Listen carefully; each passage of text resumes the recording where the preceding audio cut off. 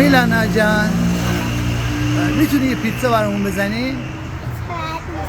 پیتزا مخصوص بزن. آره اوکی. شما صندوق داری؟ چیه؟ تو فقط پول میگیری؟ کارت میکشی فقط؟ بسیار عالی. اون قسمت پولش رو دوست داری؟ پیتزا بلدی درست کنی؟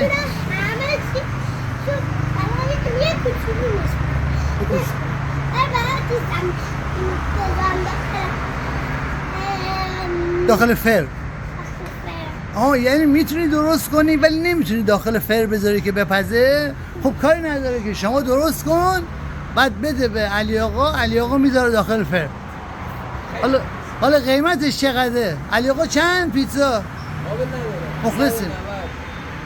190 پیتزا میدی؟ 200 پیتزا. انواع پیتزا ساندویچ. اصلا سرآشپز چنده؟ قیمت مناسب. سرآشپز چنده؟ سرآشپز 200 تومن. پیتزا سرآشپز 200 تومن؟ عجب. همه چیزم داره. آقا کجا هستین؟ آدرستون کجاست؟ ما بیایم. چیه؟ آره. بلوار کشاورز، کوچه هفتم، نقش کوچه هفتم، جنب بانک رفاه. که اینطور.